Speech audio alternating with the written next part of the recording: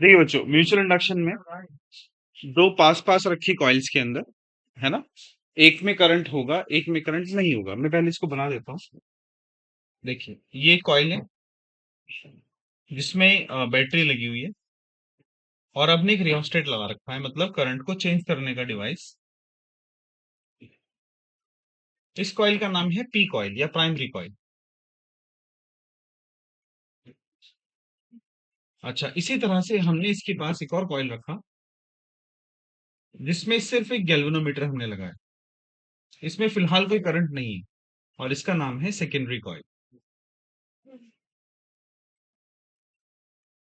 ठीक है, इसके जो नंबर ऑफ टर्न्स हैं वो N1 है, सपोज इसके नंबर ऑफ टर्न्स N2 है। इसमें करंट I फ्लो कर रहा है, I1 हम कह सकते हैं। अच्छा, अब सोचिए, जब इसके अंदर आपने करंट को चेंज कराया होगा रियोस्टेट की मदद से, तो इसकी जो मैग्नेटिक फील्ड थी वो चेंज हुई होगी, और जब वो चेंज हुई होगी तो वो क्योंकि इससे भी पार हो रही होगी सेकेंड कॉइल से, तो आप कह सकते हो कि इसके अंदर एक इंड्यूस ईएमएफ पैदा हो जाए। वो इंड्यूस ईएमएफ इसके अंदर करंट फ्लो कराएगा। इसी घटना को हम म्यूचुअल इंडक्टेंस कहते हैं, म्यूचुअल इंडक्शन कहते हैं। राइट, तो लिखिए, इसका डेफिनेशन लिख लीजिए। when two closely when two closely wound coils, wound, wound, when two closely wound coils are placed such that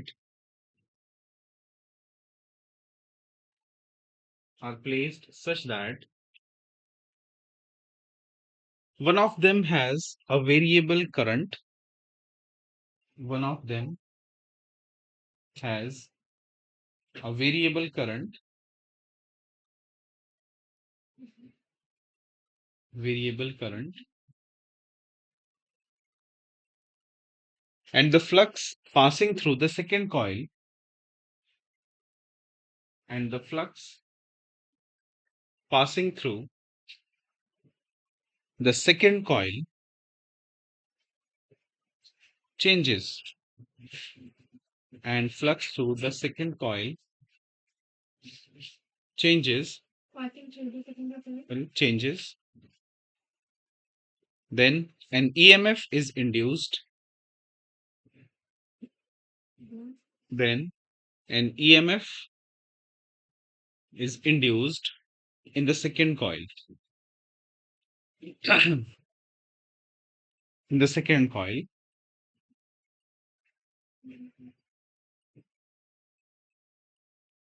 this phenomenon is known as this phenomenon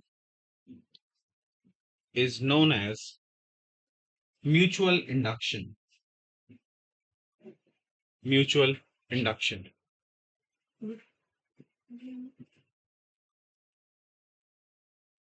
अच्छा, देखिए बच्चों, अब बात करते हैं ये म्यूचुअल इंडक्टेंस या म्यूचुअल इंडक्शन का मैथमेटिकल फॉर्मुलेशन क्या है। सबसे पहले आप एक काम करेंगे, इसकी जो मैग्नेटिक फील्ड है प्राइमरी की, जब वो सेकेंडरी से गुजर रही होगी, है, जैसे मान लीजिए अगर हम इसकी फील्ड बनाएं तो मान लीजिए वो इस तरह से होगी सपोज। ठीक है, और भी लाइंस गुजर रही होंगी इसके अंदर से, तो जब आप इसका करंट चेंज करोगे तो क्या होगा, ये जो संख्या है इनकी लाइंस की वो बदलती रहेगी। तो हम कह सकते हैं number of flux linkages, number of flux linkages through secondary coil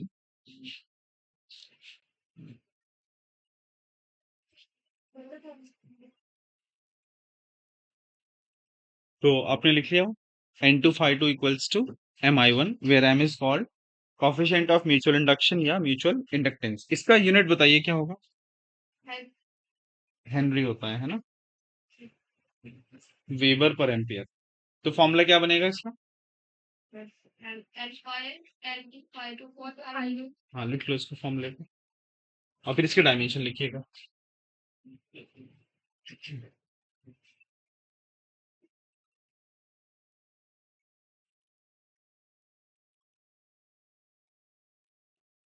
तो हमने लिखा था M equals to N2 phi 2 upon I1। तो यूनिट हमने निकाल लिया इसका, वेबर पर एम्पियर।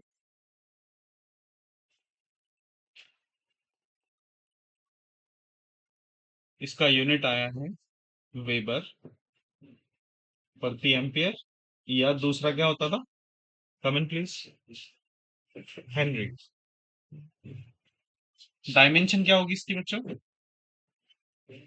वही है जो सेल्फ इंडक्टेंस की होती है, ml² t-2 a-2। अच्छा, क्या ऐसा भी पॉसिबल है कि हम प्राइमरी कॉइल में करंट ना चेंज करके सेकेंडरी कॉइल में करंट चेंज करते हैं और प्राइमरी में इंड्यूस कर जाएगा? तो ये पॉसिबल है ना? तो यहाँ पे आगे एक नोट लिख लीजिएगा, एक नोट लिखिए।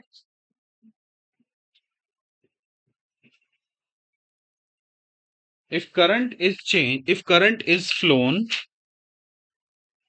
if current is flown in secondary coil if current is flown in secondary coil if current is flown in secondary coil, then the emf is induced then the emf is induced in the primary coil then the emf is induced in the primary coil. In that case, mutual inductance is given by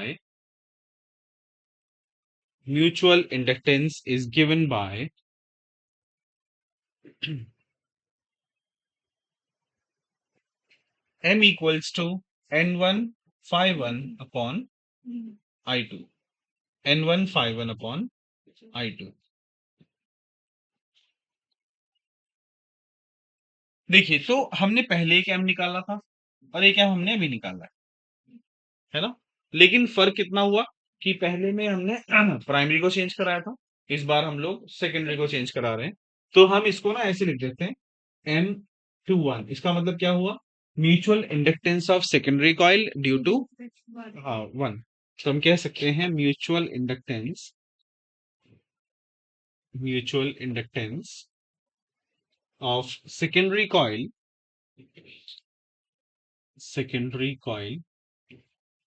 with respect to primary coil. अच्छा, ऐसे ही M12 क्या हो जाएगा? Mutual inductance of primary coil with respect to secondary coil. क्या ये दोनों equal होते हैं? Yes. M21 is same as M12। इसको थ्योरम ऑफ रेसिप्रोसिटी कहते हैं, theorem of reciprocity.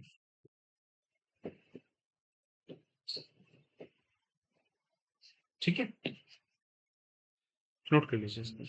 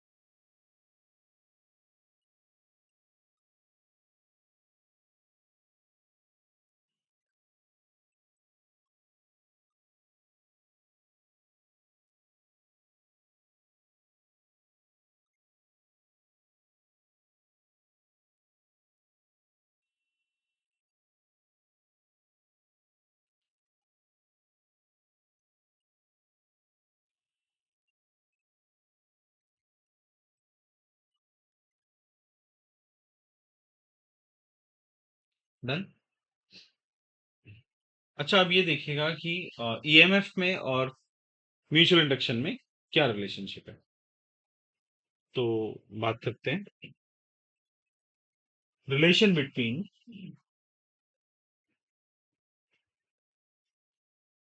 Mutual inductance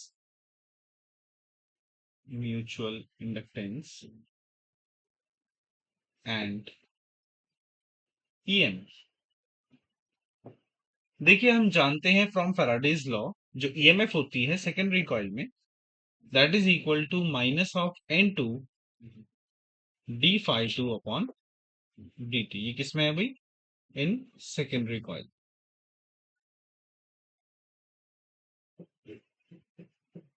अच्छा, और हमने पढ़ा है अभी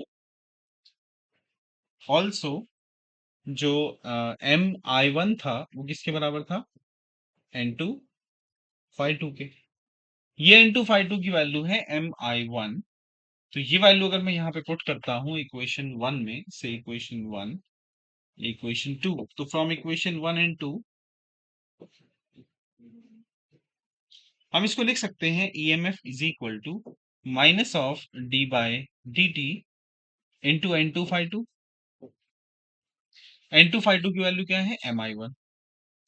सो minus of d by d t into M I one, है ना? एम हमने बाहर लिख दिया, तो ईएमएफ की वैल्यू कितनी आ गई?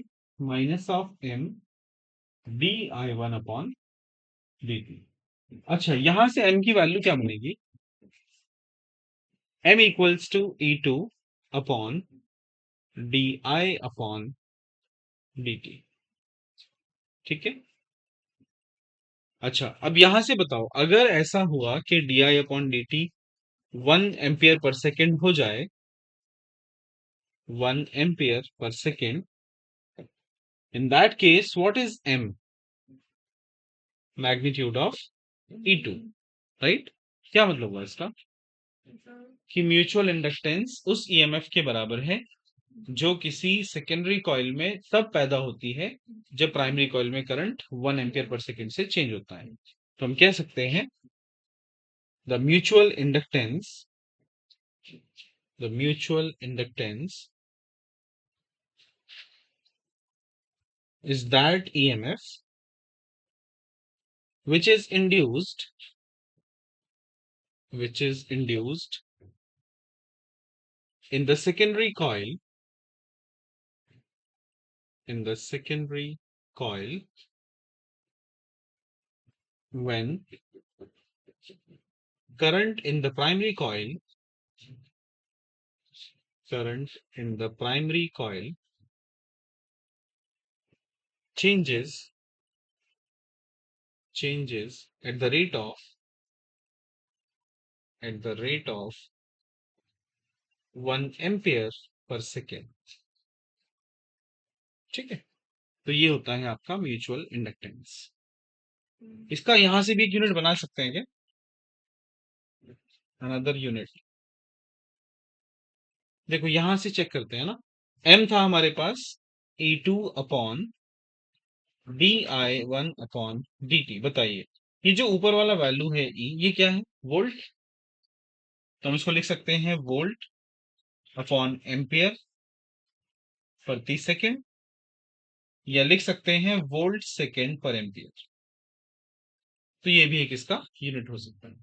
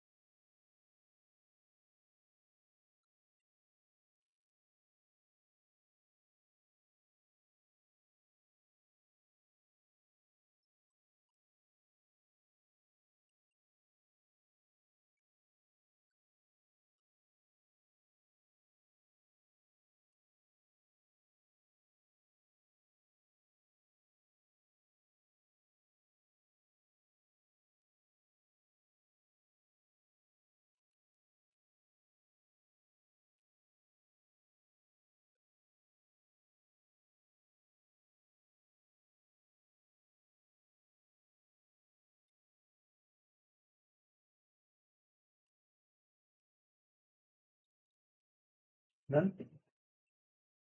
अब म्यूचुअल इंडक्टेंस निकालते हैं अलग अलग शेप्स के लिए। Mutual inductance, mutual inductance of two concentric concentric circular circular coils।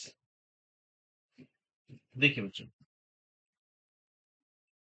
ये कोई कॉइल है जिसका रेडियस है सपोज बी, और ये एक और कॉइल है बाहर, इसका रेडियस है ए। इसमें करंट फ्लो कर रहा है कुछ I1 या I कह सकते हैं। इसके नंबर ऑफ टर्न्स हैं N1, इसके नंबर ऑफ टर्न्स हैं N2। तो आप ये सोचें सबसे पहले, ये जो बाहर वाली कॉइल है, जो बड़ी कॉइल है, इसका नाम C1 है, कॉइल का इसका नाम C2 है। तो जो C1 कॉइल है उसकी फील्ड कितनी होगी O पर? So magnetic field due to coil C1, उसका फॉर्मूला था B1 equals to mu naught N1 I upon 2 into radius, इसका रेडियस है ए। अच्छा, ये जो फील्ड है वो किससे गुजर रही होगी? C2 से। तो C2 का एरिया कितना आएगा? एरिया ऑफ कॉइल C2, इसको मैं A2 नाम दे रहा हूं। एरिया होता है pi R square, so pi B square. Now what is the flux passing through C2? Flux passing through coil C2। अब C2 से गुजरने वाला फ्लक्स कितना है? So that flux is nothing but phi equals to B A, B1 into A2। So mu naught N1 I upon twice of A multiplied by phi V square. So it will be mu naught N1 phi I V square upon twice of A. ये आपका आ गया phi 2। What is its mutual inductance? Hmm. So mutual inductance of coils C2, of coil C2. So that mutual inductance is what? N2 phi 2 upon I1। So N2 को हमने N2 रखा, phi 2 कितना हो जाएगा? Mu naught N1 pi I V square divided by twice of A into I. I से I cut जाएगा, तो ultimately हमारे पास M आता है म्यू नॉट N1 N2 पाई V square divided bye 2A। तो आपने देखा ये किन किन बातों पर डिपेंड कर रहा है? दोनों कॉइल्स के number of turns per depend कर रहा है, और जो छोटा कॉइल है उसकी रेडियस के इनवर्सली प्रोपोर्शनल है, और बड़ी रेडियस के बी के स्क्वायर या एरिया की, ये टर्म एरिया है ना, 5B स्क्वायर। चलिए नो फ्रेंड्स,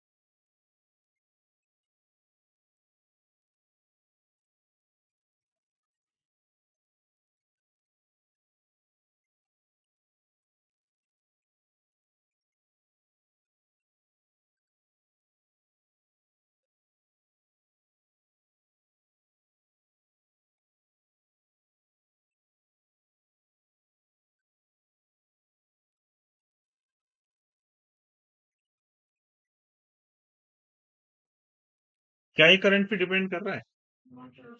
हम्म,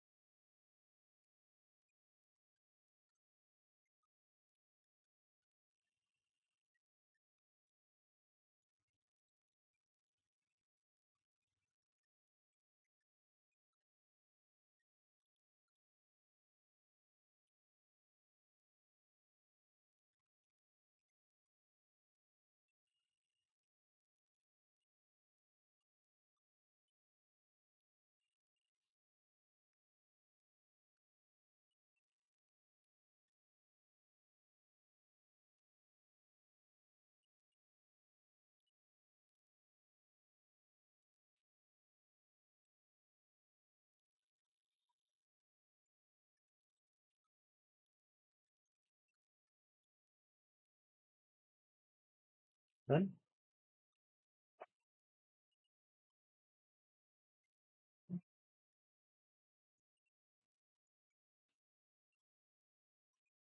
चलिए एक क्वेश्चन करते हैं ना। क्वेश्चन है जेई एडवांस का, लेकिन लॉजिक इसमें यही है।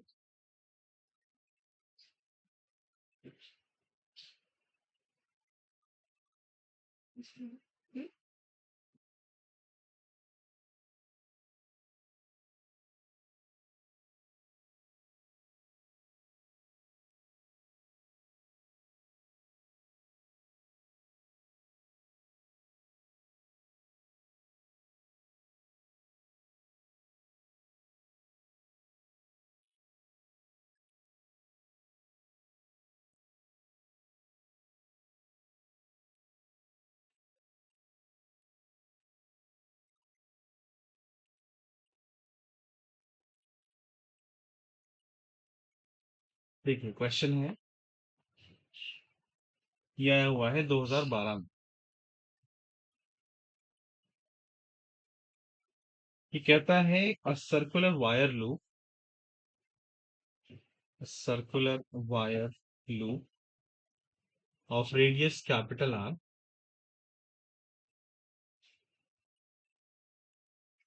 is placed in the xy plane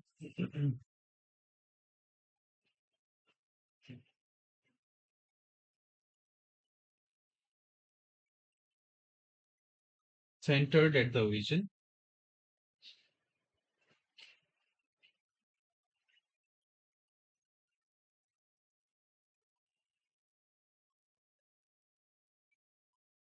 A square loop of side,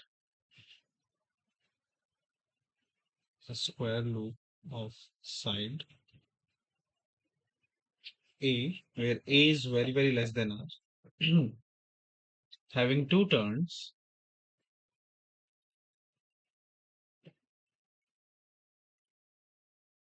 is placed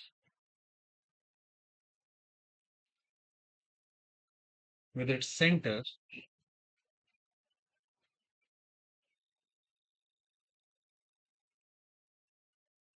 at z equals to root 3r along the axis of the circular wire loop.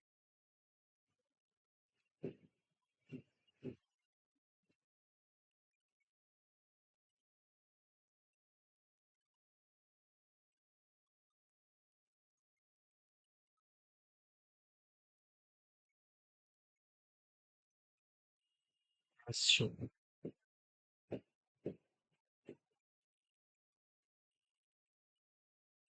The plane of the square loop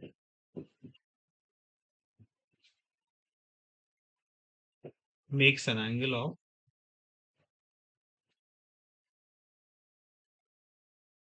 45 degree with respect to the z-axis.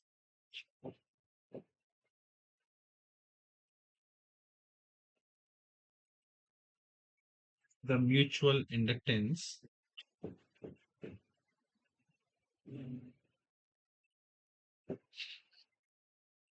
between the loops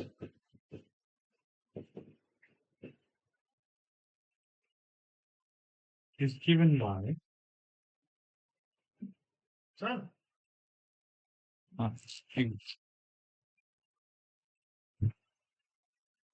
mu naught upon 2 की power p by 2 a square upon r, then find p. इसका figure बना हुआ है,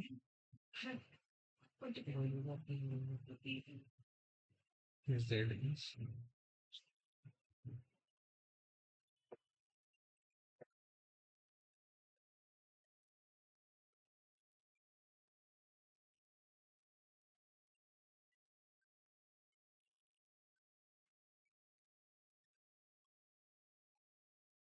लो बच्चों ये है आपका question. ठीक है, आवाज को ट्राई करते हैं।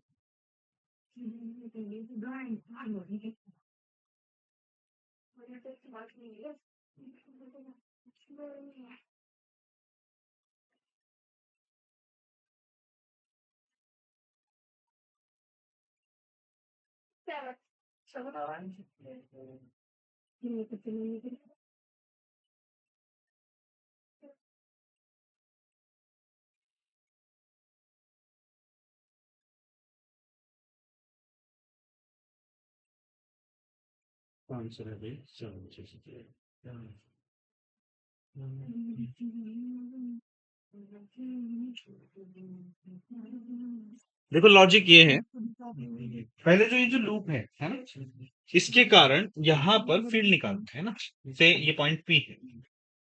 तो बताइए इस लूप के कारण से इस पर जो मैग्नेटिक फील्ड आएगी वो क्या आएगी? ये इसके अक्ष पर है, इसके एक्सिस पर है। इसका फॉर्मूला होता था mu naught I R square upon 2 R square plus distance इसकी कितनी है, √3r का होल स्क्वायर की पावर 3/2।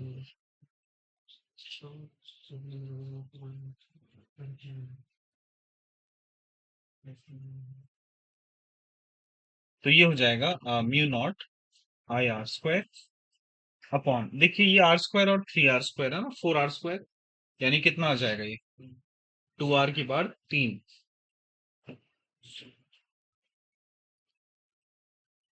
ठीक है, तो अल्टीमेटली ये बनेगा mu naught I R square upon 2 दूनी 4 दूनी 8, बल्कि 2 की पावर 4 हो जाएगा, है ना, और r की पावर 3, ये कट गया इससे।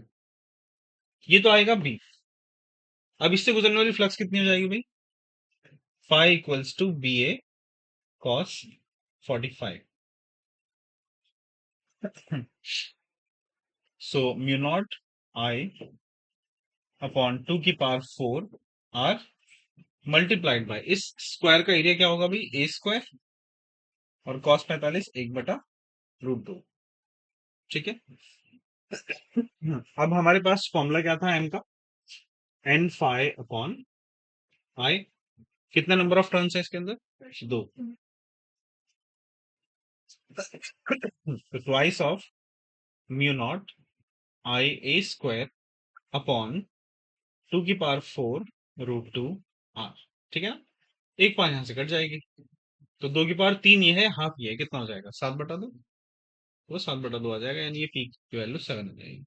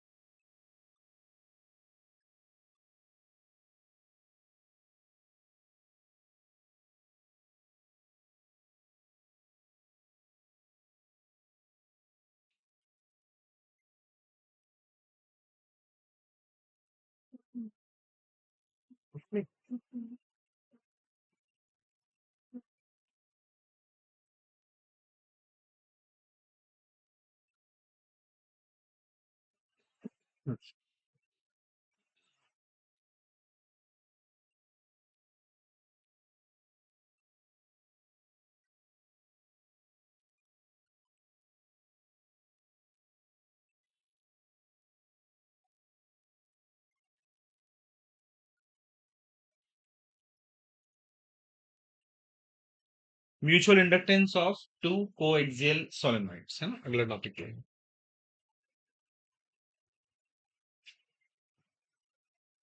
म्यूचुअल इंडक्टेंस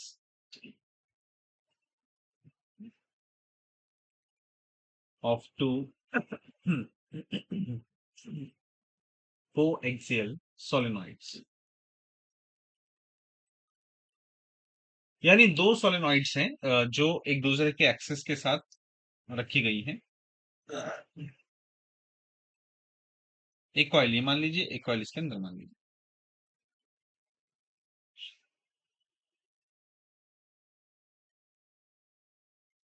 तो ये जो बड़ी कॉइल है इसका नाम है S1 और इसका नाम है S2।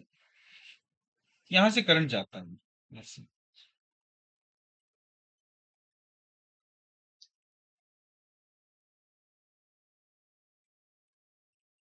ठीक है।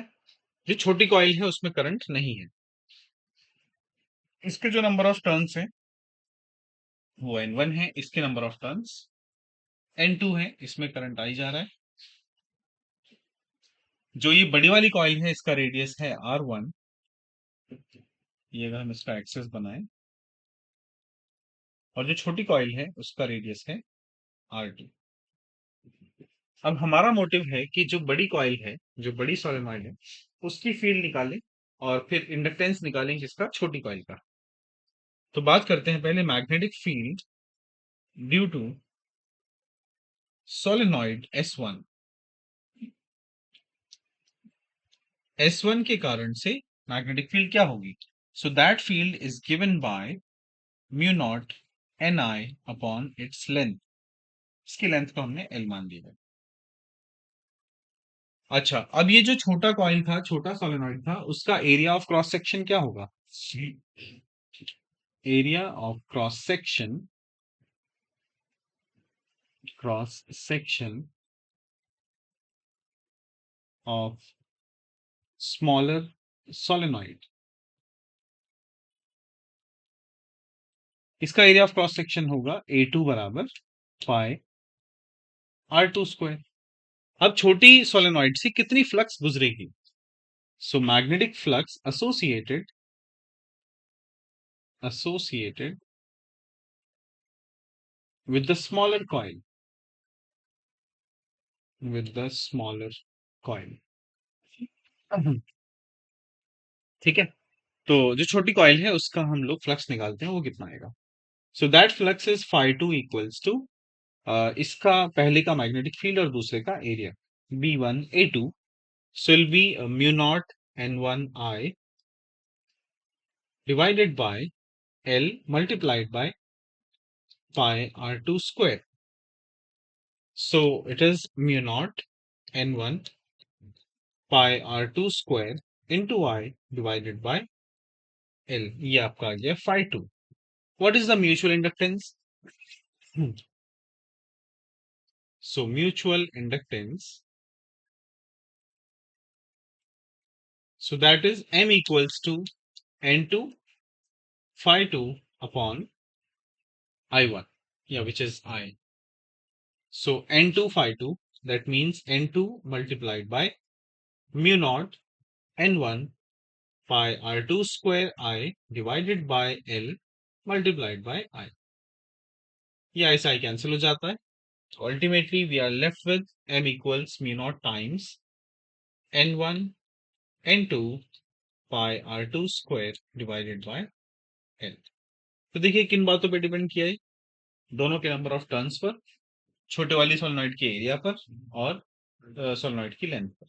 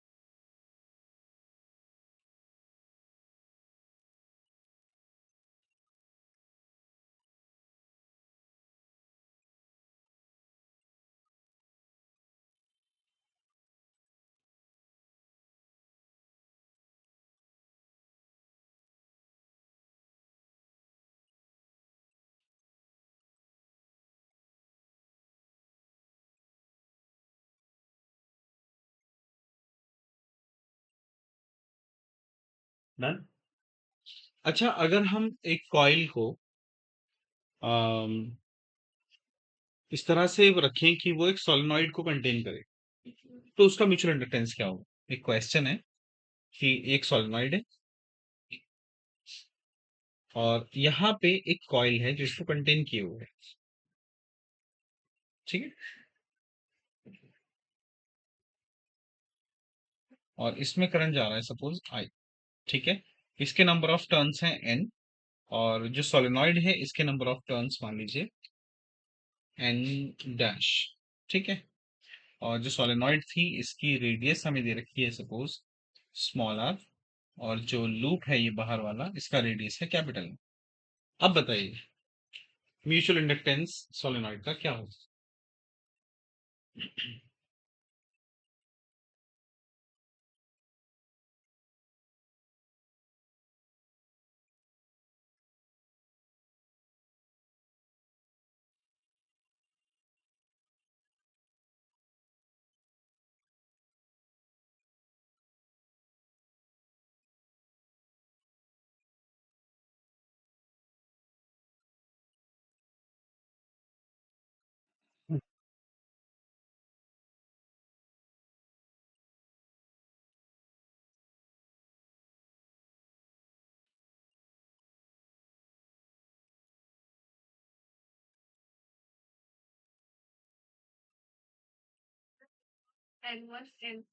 हम्म, कैपिटल आर, ठीक। तो बेसिकली पहले आप ये जो बाहर वाला बड़ा कॉइल है उसकी फील्ड निकाल लेंगे, और उसकी फील्ड इसके एरिया से गुजर रही होगी तो इसकी फ्लक्स आ जाएगी, और उसके बाद m equals to N2 φ2 upon I। मैं यहाँ पे कर देता हूँ उसको। तो जो बड़ा वाला कॉइल था उसकी मैग्नेटिक फील्ड क्या आ जाएगी भाई? Mu naught Ni upon 2R, और फ्लक्स थ्रू सोलेनॉइड, सोलेनॉइड के कारण से फ्लक्स कितना आएगा भाई सोलेनॉइड के ऊपर? φ2 equals to V1 A2, so it'll be mu naught Ni upon 2R multiplied by pi R square. Now, what is the mutual inductance? It will be N dash phi 2 upon I. So, N dash times phi 2 की value mu naught Ni upon 2R into I into pi R square. ये आई से I cancel हो जाएगा, तो आपके पास बचता है mu naught N N dash into pi R square divided by 2R। ये आपका एन आ जाएगा।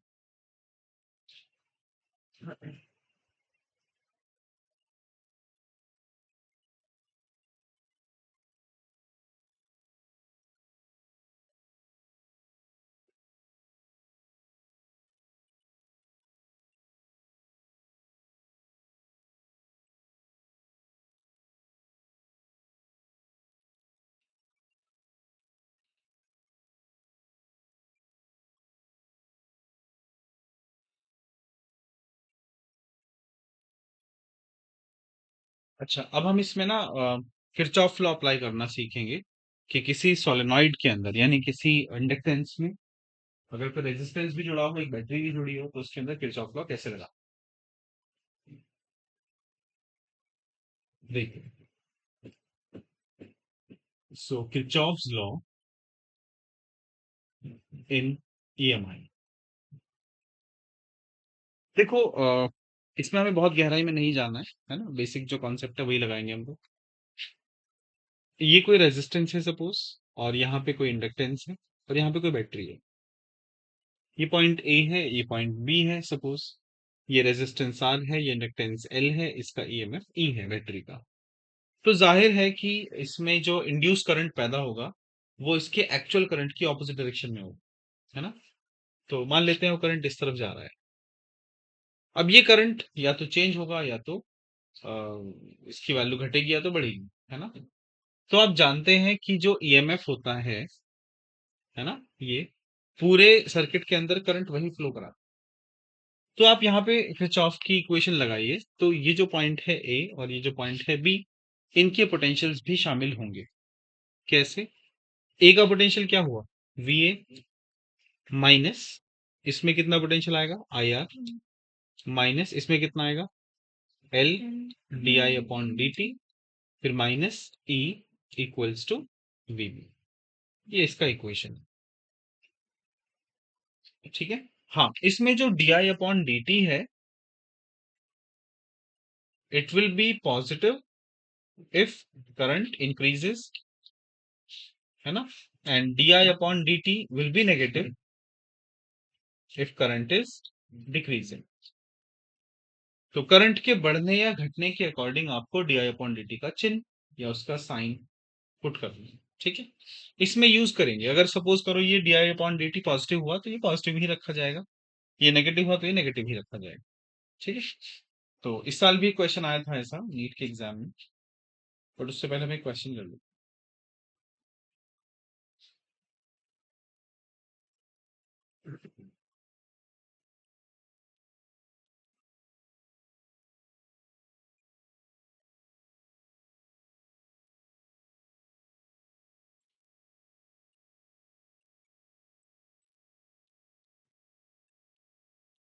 ये पॉइंट ए है, ये पॉइंट बी है, ये रेजिस्टेंस आर हुआ, करंट आई है, यहाँ पे एल है, ईएमएफ ई है, और बोला है कि जो आर है वो 10 ओम है, जो इंडक्टेंस है वो 5 हेनरी है, बैटरी का ईएमएफ है 20 वोल्ट, और करंट की वैल्यू है 2 एम्पियर, और इसने बोला है current is decreasing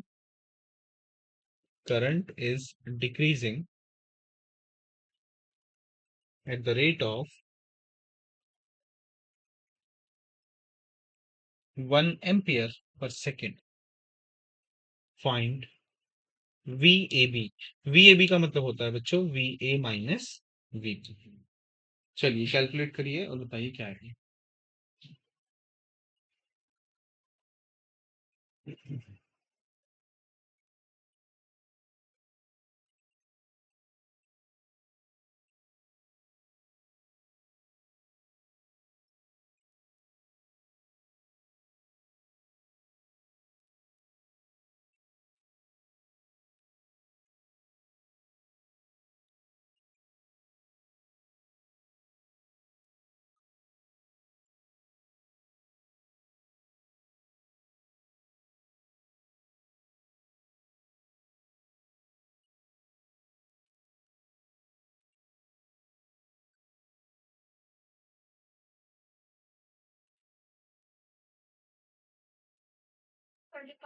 thirty five, ठीक है।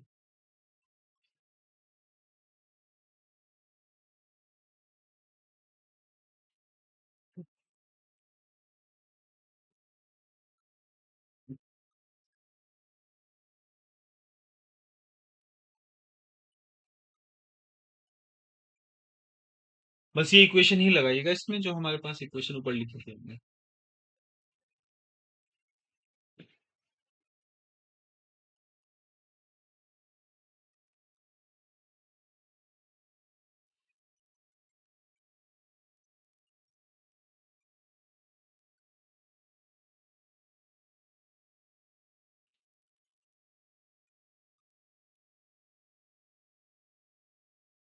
आगे सबका आंसर।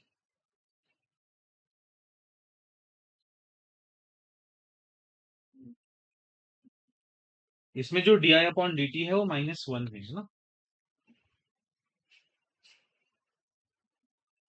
चलिए इस साल जो नीट का क्वेश्चन था वो करिएगा।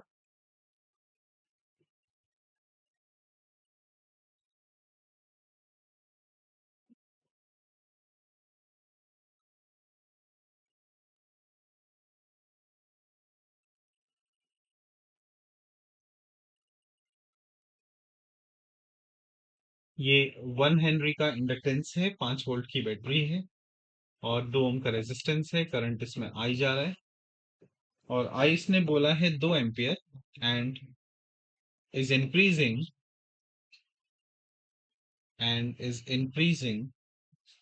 Eight the rate of 1 ampere per second, 1 ampere per second, then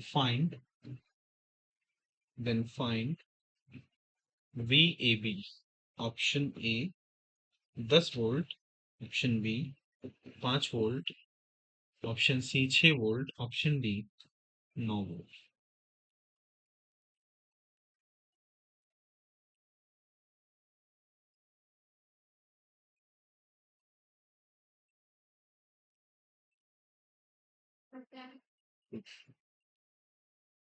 हम्म,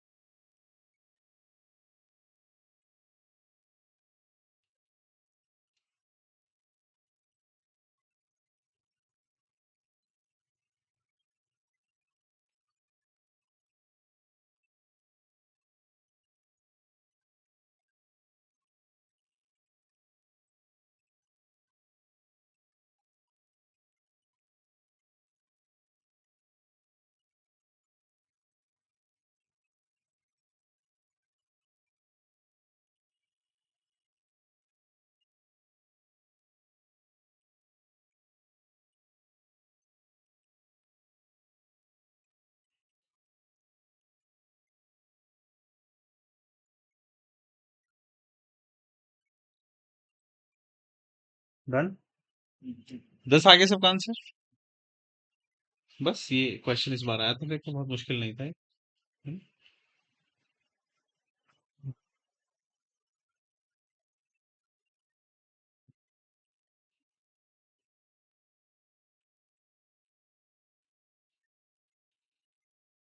देखिए क्वेश्चन करते हैं। ये कोई कॉइल है और यहाँ पे एक दूसरी कॉइल है। इसका रेडियस है कैपिटल आर और इसका रेडियस है r/2, और ये जो डिस्टेंस है this is √3r। The question says कि अगर इसमें कुछ करंट जा रहा है से I, तो बताना है कि जो दूसरी कॉइल है छोटे वाली, ये C1 है C2 है, तो हमें C2 का म्यूचुअल इंडक्टेंस फाइंड करना है। क्वेश्चन है find mutual inductance of C2। तो जैसे कि हमने देखा था कि जब कोई कॉइल के आसपास कोई दूसरी कॉइल रखी है तो हम पहले वाले की मैग्नेटिक फील्ड निकालते हैं, दूसरे वाले का एरिया। तो पहले बात करते हैं C1 की मैग्नेटिक फील्ड O डैश पर क्या होगी। So magnetic field due to C1 at O dash, तो ये एक्सेस वाला पॉइंट है, इस पर जो मैग्नेटिक फील्ड होती थी उसका फॉर्मूला था B axis is equal to mu naught NI r² upon 2 times r² plus x² की पावर 3/2। अब यहाँ पे जो x है ना वो √3r है। इसमें नंबर ऑफ टर्न्स n मान लीजिए और इसके नंबर ऑफ टर्न्स मान लेते हैं 2n। चलिए तो वैल्यू पुट करते हैं यहाँ पे। सो mu naught NI r² divided by twice of r² plus x की वैल्यू है √3r, तो √3r का स्क्वायर की पावर 3/2। अब और सिंप्लीफाई कर लेते हैं इसको। सो mu naught NI r² divided by twice of, ये r² हुआ, ये √3r² हुआ, कितना 4r², तो 4r² की पावर 3/2 और mu naught NI r² upon 2 times, अच्छा ये जो 4r² है ये 2r का होल स्क्वायर है, होल स्क्वायर से होल स्क्वायर ही कट जाएगा पावर हाफ वाला, तो बचता है 2r की power 3। So mu naught NI r² divided by 16r³, ये पावर इससे कट गई। तो अल्टीमेटली हमारे पास मैग्नेटिक फील्ड आती है mu naught NI upon 16r। अच्छा, अब ये देखिए फील्ड आ गई है C1 की वजह से। अब हमें फ्लक्स निकालना है C2 से गुजरने वाला, उसके लिए मुझे क्या चाहिए होगा, area. So what is the area of C2, से दिस इज A2, ये होगा पाई आर स्क्वायर, यानी pi times of R by two का square, so it is pi R square upon 4। अभी फ्लक्स कितनी आ जाएगी C2 से गुजरने वाली, flux through C2। So flux का फॉर्मूला होता है B times A2। So B है अपने पास mu naught NI upon 16R multiplied by area हो जाएगा पाई आर स्क्वायर अपॉन 4। ये आर से आर कैंसिल हुआ, तो mu naught NI pi upon 64, ये तो आ गया फ्लक्स। अब हमें क्या निकालना है, self inductance, sorry mutual inductance. So mutual inductance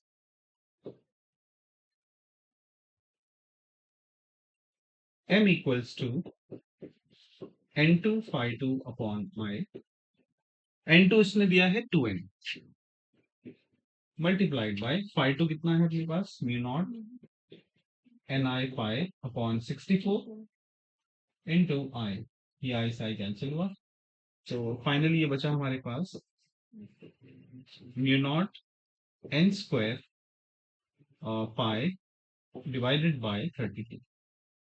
ये आपका आंसर। पाई की वैल्यू रख सकते हैं 22/7 अगर रखना चाहेंगे।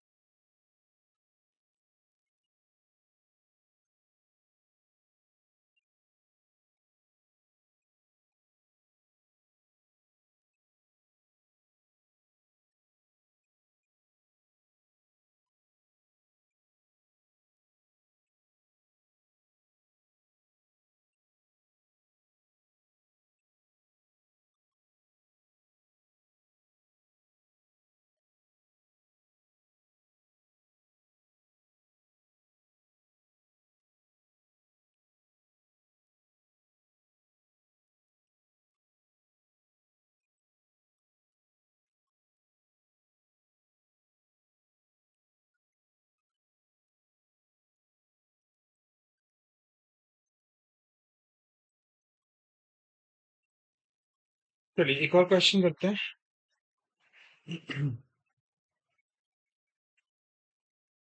The question says a straight solenoid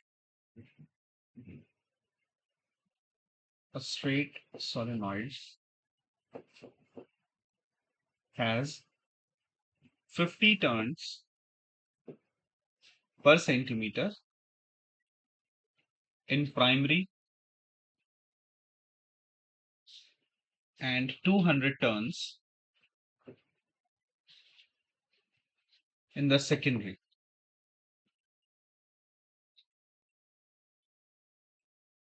The area of cross section, the area of cross section of the solenoid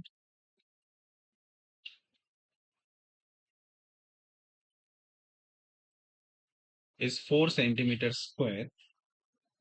Then find mutual inductance.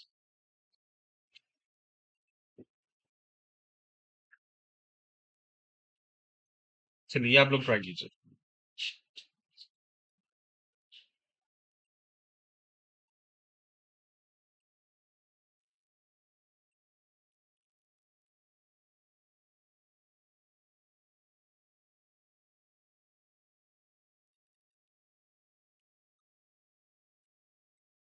तो जो पहले वाली सोलेनॉइड है पहले उसकी फील्ड और उसके बाद जो सेकेंडरी कॉइल है उसके एरिया, है ना, इनसे निकालना है।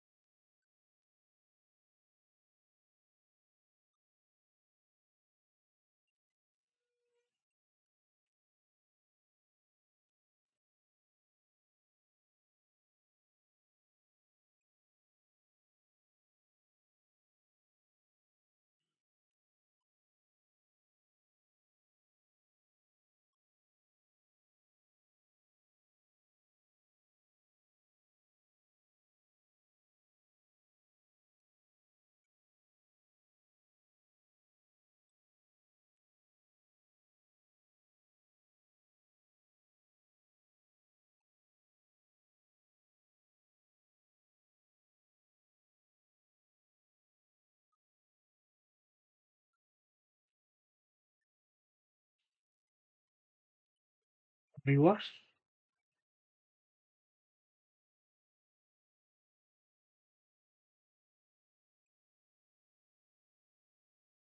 चलो देखो मैं बताता हूँ।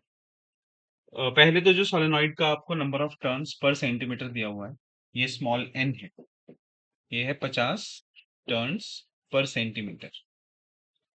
तो पहले ना हमें इसको पर मीटर में कन्वर्ट करना है। तो 50 टर्न्स डिवाइडेड बाय 1/100 मीटर, तो ये हो जाएगा 5000 मीटर टर्न्स पर मीटर। ठीक है। अच्छा, इसके बाद मैग्नेटिक फील्ड क्या हो जाएगी? बी होता था म्यू नॉट एन आई, है ना। अब आ जाते हैं सेकेंडरी कॉइल में। तो सेकेंडरी कॉइल जो है हमारा B2, उसका फ्लक्स कितना आ जाएगा? Flux through secondary coil, it will B B1 A2। और म्यूचुअल इंडक्टेंस का फॉर्मूला क्या था अभी? N2 phi 2 upon I। So N2 रखा मैंने, phi 2 की वैल्यू हो गई B1 A2 upon I। So N2 times B1 की value mu naught NI A2 upon I, ये कैंसिल हो गया। तो M की वैल्यू आती है अपने पास mu naught N2 so mu naught हो गया 4/10⁻⁻7। N2 कितना है भाई? 200। स्मॉल n हो गया 5000, और इसका एरिया है 4 सेंटीमीटर स्क्वायर। तो 4 × 10⁻⁻4। बस इसको सिंप्लीफाई कर लीजिए, पाई की वैल्यू रख लीजिएगा।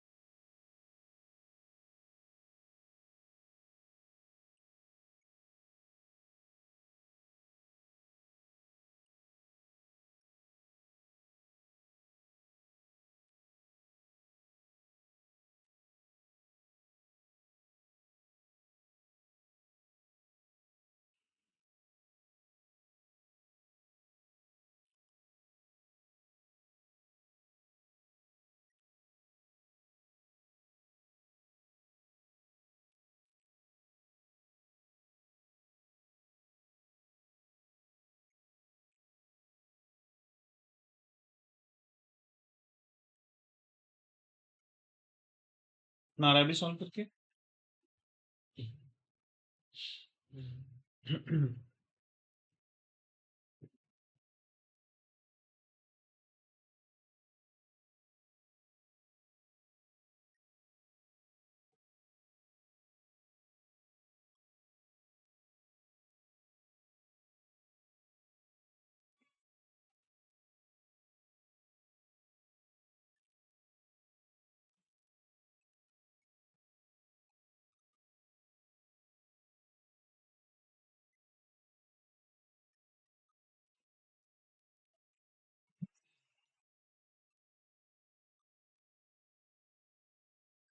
4 पाई इंटू 4 इंटू 10 की पावर, ये कितना हो जाएगा, 1 2 3 4 5, और एक ये 6 इंटू 10 की पावर -11, तो 16 पाई इंटू 10 की पावर -5।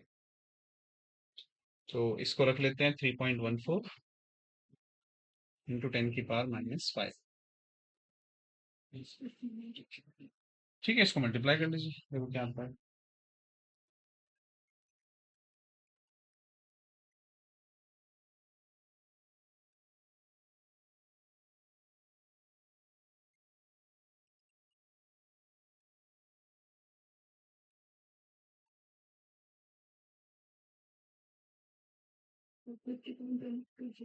ठीक है, 50.24 इंटू 10 की पावर -5। अच्छा, इसको ये भी लिख सकते हैं, 5.024 इंटू 10 की पावर -4 हेनरी, या हम कह सकते हैं 5 इंटू 10 की पावर -4। ठीक है, चलिए एक और क्वेश्चन देखिएगा।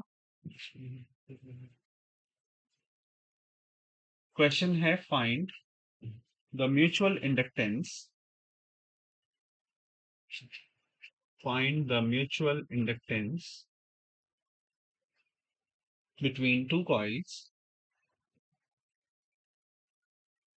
between two coils when a current, when a current of 2 ampere changes to 6 ampere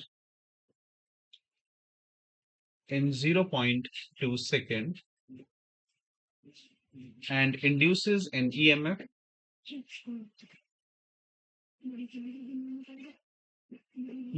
of 20 millivolt in the secondary coil।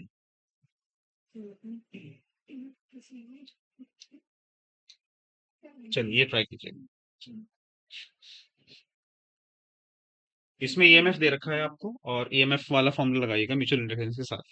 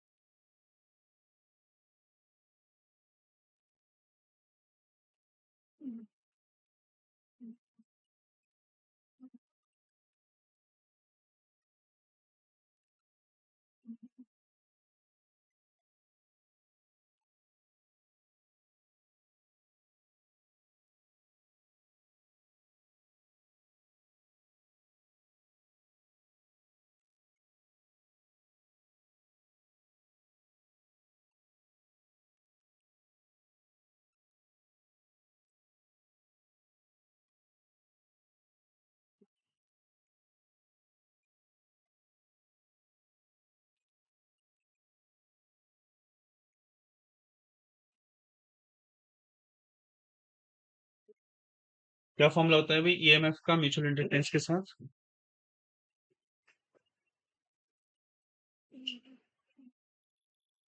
मैंने रिलेशन लिखा होगा, देखो।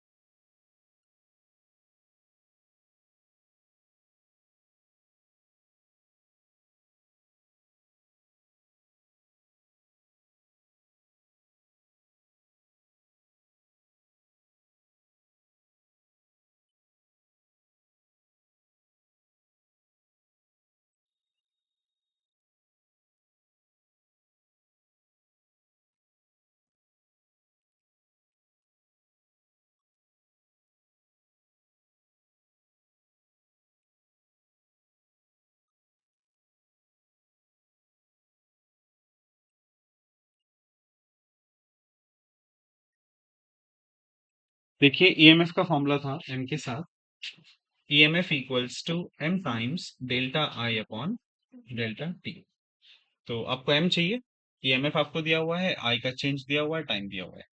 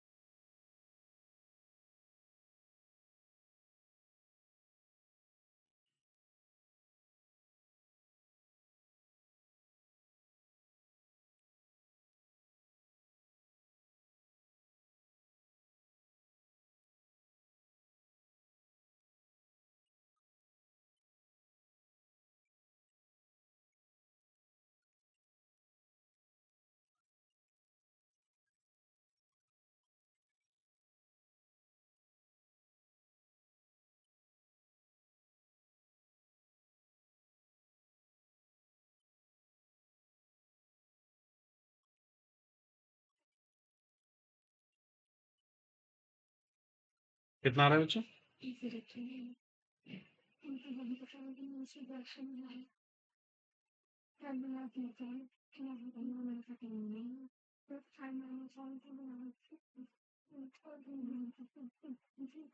ईएमएफ हो गई हमारे पास 20 मिली वोल्ट, तो 20 × 10⁻³ एम टाइम्स डेल्टा आई कितना हुआ 4, और डेल्टा टी कितना है 0.2।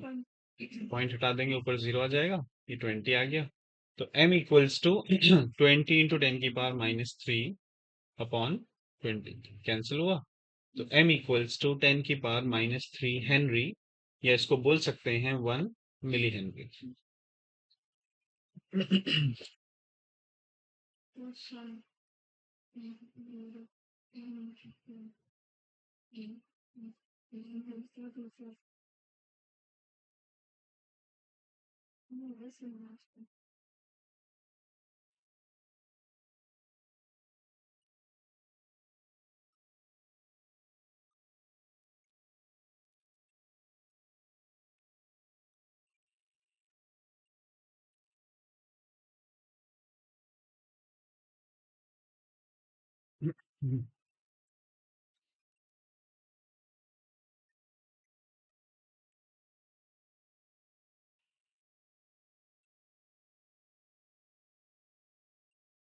चलिए अब बात करेंगे भाई ईएमएफ जब किसी कॉइल को किसी मैग्नेटिक फील्ड में रोटेट किया जाता है।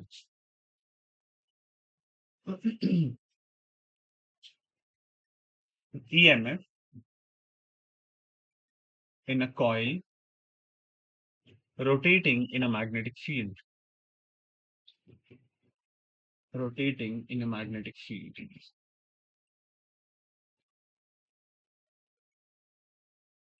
देखिए, और इसी से हम लोग ना इसका ओरिजिन लेते हैं, ओरिजिन ऑफ एसी, मतलब अल्टरनेटिंग करंट का जो शुरुआत है वो इसी से होती है। इसमें क्या होगा, मान लीजिए हमने किसी मैग्नेट के दो मैग्नेट्स को इस तरह से रखा कि एक का नॉर्थ दूसरे के साउथ को पॉइंट कर रहा है, और इनके बीच में हमने एक कॉइल रखी है ऐसे, ये कॉइल का एक्सिस है, और इधर से मैग्नेटिक फील्ड आ रही है। अब क्या होगा, ये जो कॉइल है इसको घुमाया जाएगा, है ना, सपोज इसको ओमेगा वेलोसिटी से घुमाया जाता है, तो इसका जो सरफेस है वो फील्ड के अंदर जब घूमेगा तो वो एक ईएमएफ इंड्यूस कराएगा। तो पहले तो ये बताएं कि इससे गुजरने वाला फ्लक्स कितना होगा, phi equals to B A cos theta. अच्छा, हम जानते हैं जो थीटा होता है वो क्या होता है, ओमेगा टी। तो अगर ये वैल्यू हम इसमें पुट करें तो फाई की वैल्यू बनती है B A cos omega T. So इसका चेंज क्या होगा फ्लक्स का, D phi upon D T is equal to B A as it is, D upon D T of cos omega T, that is B A, cos का derivative होता है minus sine, तो minus of sine omega T multiply by omega. तो ultimately D phi upon D T हमें मिलता है D phi upon D T equals to minus B A omega sine omega T. अच्छा, EMF का formula क्या होता था, it is minus of N D phi upon D T. So minus of N और D phi upon D T आया था minus B A omega sine omega T. तो ये वैल्यूज जब हम यहाँ पे पुट करेंगे तो ईएमएफ मिल जाती है, it is N B A omega और साथ में साइन ओमेगा टी। अब ये सोचें कि जो ईएमएफ है इसके अंदर साइन का टर्म आ रहा है, साइनोसॉइडल फंक्शन है ये, तो इसमें अगर ईएमएफ को मैं ई लिखूं N B A omega sine omega T, तो इस ईएमएफ का मैक्सिमम वैल्यू क्या होगा, मैक्सिमम के लिए साइन क्या हो जाता है 1, तो ये बन जाएगा एन बी ए ओमेगा, और इसको नाम देते हैं हम लोग ई नॉट, राइट। तो ये ई नॉट की वैल्यू जब इसमें रखेंगे तो ईएमएफ क्या हुआ भाई, ई नॉट साइन ओमेगा टी, ये एप्सिलॉन नॉट नहीं है, ठीक है, दिस इज ई नॉट। अच्छा जी, तो ई नॉट को हम बोलते हैं द मैक्सिमम वैल्यू और द पीक वोल्टेज या पीक ईएम या मैक्सिमम ईएम, क्या ये साइनसॉइडल फंक्शन है? क्या ये साइन के साथ बदल रहा है? यस। तो अब ये जो साइन के साथ बदलने वाला फंक्शन है, यही अल्टरनेटिंग वोल्टेज को रिप्रेजेंट करेगा। यहीं से हम डिफाइन करते हैं, ये टर्म क्या बन गया? अल्टरनेटिंग ईएम या voltage.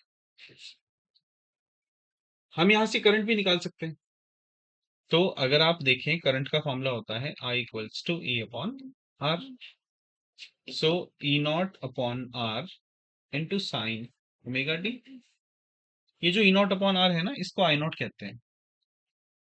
So I not sign omega T. तो ये भी एक फॉर्मूला बन गया इसके जैसा ही। तो ये क्या कहलाएगा? Alternating current. Alternating current. ठीक। चलिए note कर लीजिए।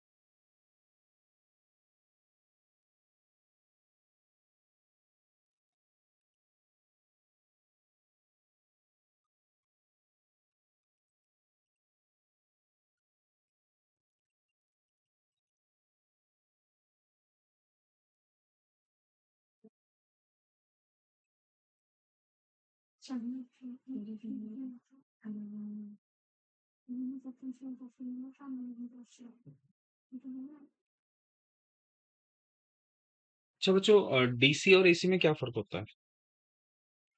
डीसी मतलब डायरेक्ट करंट और अल्टरनेटिंग करंट। कोई एग्जांपल दीजिए, कहाँ डीसी यूज हो रहा है, कहाँ एसी यूज हो रहा है?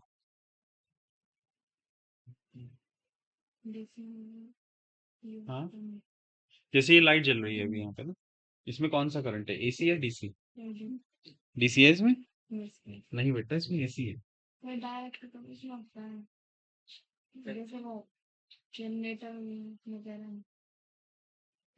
देखिए, डीसी इस्तेमाल होता है उन अप्लायंसेस में जहाँ पे चार्ज को स्टोर करा जा रहा हो। जैसे बेटा, जनरेटर तो एसी बनाता है। इन्वर्टर की जो बैटरी होती है ना, उसमें जो स्टोर हो रहा है वो डीसी है। ऐसे ही मोबाइल की जो बैटरी होती है ना, उसमें भी डीसी है, राइट। और जो सेल होता है, घड़ी में आप सेल लगाते हैं, उसके अंदर भी डीसी है, वो भी डीसी करंट ही फ्लो करा। ठीक है, तो एसी की बात ये है कि ये चेंज होता रहता है समय के साथ, है ना, साइनोसॉइडली, साइन या कॉस के फंक्शन में चेंज होता रहता है। आपको पता है भारत में जो अल्टरनेटिंग करंट है, इसकी आवृत्ति या फ्रीक्वेंसी कितनी कितनी सेट की गई है?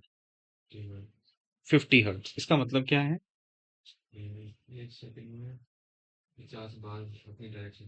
हाँ, 1 सेकंड में 50 बार ये जलबुझ हो रही है, इसका मतलब ये भी। तो 50 हर्ट्ज इसकी फ्रीक्वेंसी है, ठीक है। अलग अलग देशों में अलग अलग हो सकती है।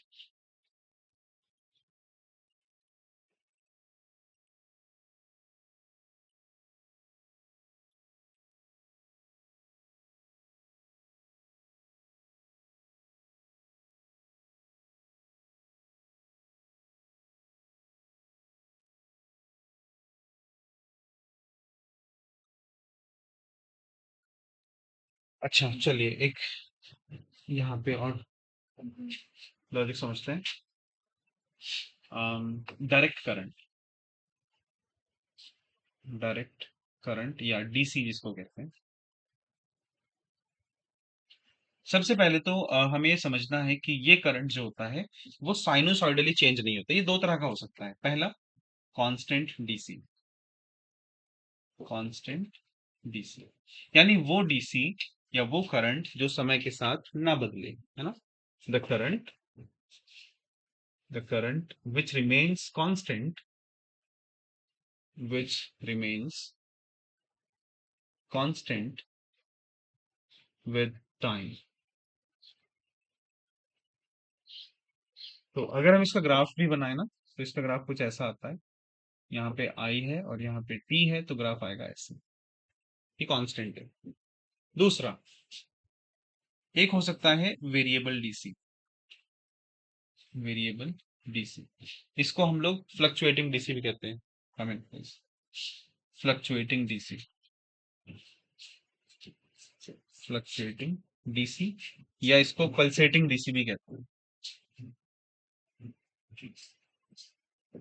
Pulsating DC. ठीक है, तो इसमें क्या होता है भाई, ऐसा डीसी या ऐसा करंट जो समय के साथ बदल रहा हो। The current which changes, which changes with time, है ना। तो जैसे मैं लिखूं, मान लीजिए I equals to I naught t की पावर 1/2। ये कैसा है? ये डीसी है। और कैसा? फ्लक्चुएटिंग डीसी है। इसके अलावा मान लीजिए मैं लिख दिया I इक्वल्स टू 2 + 3t, ये भी फ्लक्चुएटिंग डीसी है। अगर हम इसको ग्राफिकली देखें, तो ऐसा कोई डीसी हो जो समय के साथ बदल रहा हो, वो कैसे भी बदल सकता है। मान लीजिए ऐसा कुछ हो, है ना, कैसा भी ग्राफ उसका हो सकता है। इसके बाद आता है alternating current, alternating current, the current which changes, the current which changes with time, with time sinusoidally,